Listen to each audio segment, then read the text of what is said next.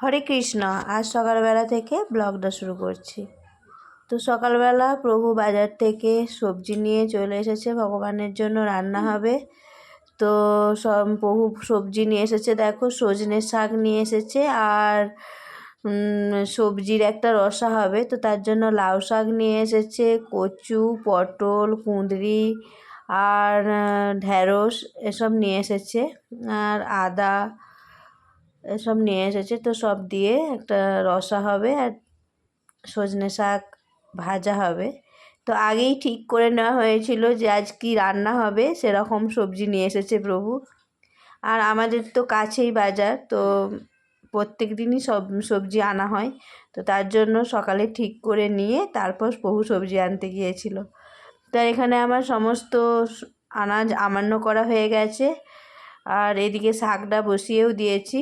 তো এবার গ্যাসের ফ্লেমটা একটু কমিয়ে দিয়ে তারপর এই যে ছেলে টিউশন যাবে, তো ওকে একটু এগিয়ে দিয়ে আসবো। বাড়ির কাছেই টিউশন, তো ওকে একটু এগিয়ে দিয়ে এসে তারপর আমি এই যে আবার শাকটা দেখছি, তো তেমন সেদ্ধ হয়নি। তো তার জন্য আমি অল্প একটু খাবার সোডা দিচ্ছি শাকটাতে, তাহলে সেদ্ধ হয়ে যাবে ভালোভাবে। আর এদিকে অন্নটাও হয়ে এসেছে, তো অন্নটা নামিয়ে নেবো। আর এদিকে এই যে আনাজ আমান্য করেছিলাম, তো নিচেটা প্রচুর নোংরা হয়েছে, তো সেগুলো সব পরিষ্কার করে নেবো। আনাজগুলো একটা পলিথিনের মধ্যে করে রেখে দিই। তো যে একজন কাকাবাবু আমাকে দুধ দিতে আসে, তো তাকে দিয়ে দিই, তাহলে গোমাতা আনাজগুলো পেয়ে যায়, গোমাতার সেবা হয়ে যায়। তো অনেকগুলো করেই আনাজ খোলা হয়, তো সেগুলো আর ফেলি না, সেগুলো আমি দিয়ে দিই। আর এই যে সব বাগিয়ে নিচ্ছি, এবার একটু ঝাড় দিয়ে পরিষ্কার করে নেবো। তো আনাজের সঙ্গে প্রচুর বালি আসে, তো তার জন্য ঝাড় দিয়ে ওখানটা একদম পরিষ্কার করে নিয়ে তারপর একে একে সব রান্না বান্না করব।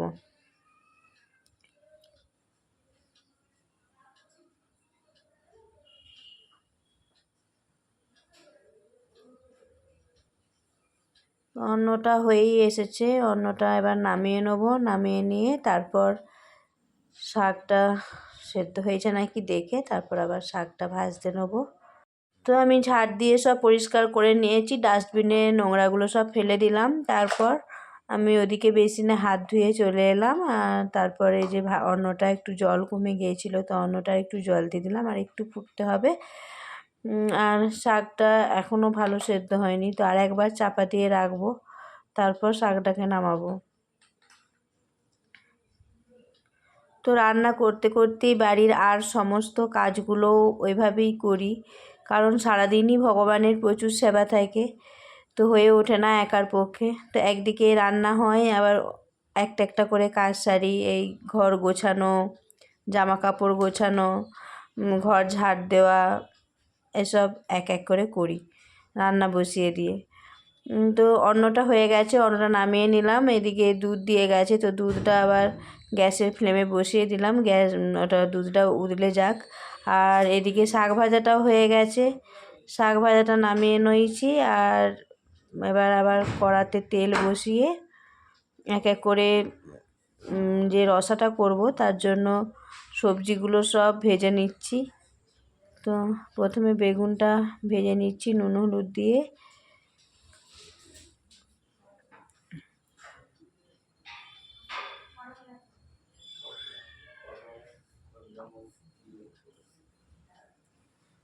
তো তারপর এখানে পটল, কুঁদরি সব একসঙ্গে, ভেন্ডি দিয়ে একসঙ্গে ভেজে নিচ্ছি, কারণ এক এক করে ভাজলে অনেকক্ষণ সময়ও লাগবে। তো তার জন্য সমস্ত সবজিগুলো একসঙ্গেই ভেজে নিলাম নুন হলুদ দিয়ে। তো সবজি ভেজে নেওয়ার পর এবার কড়াতে তেল গরম করে লঙ্কা পাঁচফোড়ন দিয়ে আর অল্প হিং দিয়ে আমি রসাটা বসিয়ে দেবো। তো এখানে ছিল কচু আর আলু আর একটা টমেটো কেটে দিয়েছিলাম। তো কচু দিয়ে এই রসাটা, সমস্ত সবজি দিয়ে আর কচু দিয়ে এই রসাটা কিন্তু খুব ভালো লাগে অন্যের সঙ্গে। তো কচু আর আলুটাও একটু ভাজা ভাজা হয়ে যাওয়ার পর তারপর আমি মশলাটা দিয়ে দিলাম। মশলার মধ্যে ছিল আদা বাটা, জিরে গুঁড়ো, হলুদ গুঁড়ো, ধনে গুঁড়ো, তো সব দিয়ে মশলাটা কষিয়ে নিয়েছি। আর এদিকে প্রভু সাদা তেল নিয়ে এসেছিলো, তো সাদা তেলটা আমি ডিমের মধ্যে ঢেলে রাখবো। তো এই যে সানফ্লাওয়ার অয়েলটা প্রভু নিয়ে এসেছিলো, তো সেটা ঢেলে নিচ্ছি। তো এভাবেই রান্না করতে করতে একদিকে রান্না হয় আর একদিকে অন্যান্য কাজগুলো সব সারি। আর প্রভু একবার কি দরকারে এসেছিলো বাড়িতে, তো এবার আবার চলে গেল, দরকার মিটিয়ে চলে যাচ্ছে। তো আমার এখানে রসাটা কষানো হয়ে গেছে, আলু আর কচুটা। তো এবার এটার মধ্যে পরিমাণ মতো জল দিয়ে দেবো। তো বেশি করেই রসাটা করব, কারণ দুবেলা হবে, রাত্রেও এই প্রসাদ পাওয়া হবে। তো এই যে আমার রসাটা দেখো হয়ে গেছে, আর দেখো কত সুন্দর কালার হয়েছে, আর খেতেও খুব ভালো হয়েছিল রসাটা। তো আজকে ভগবানের ভোগে এই থাকবে, রসা আর শাক ভাজা আর আম দই প্রভু নিয়ে এসেছে। তো এই যে ভগবানের ভোগে থালাটা সুন্দর করে সাজিয়ে নেবো, তারপর ছেলে বা ভগবানকে আজ ভোগ নিবেদন করবে।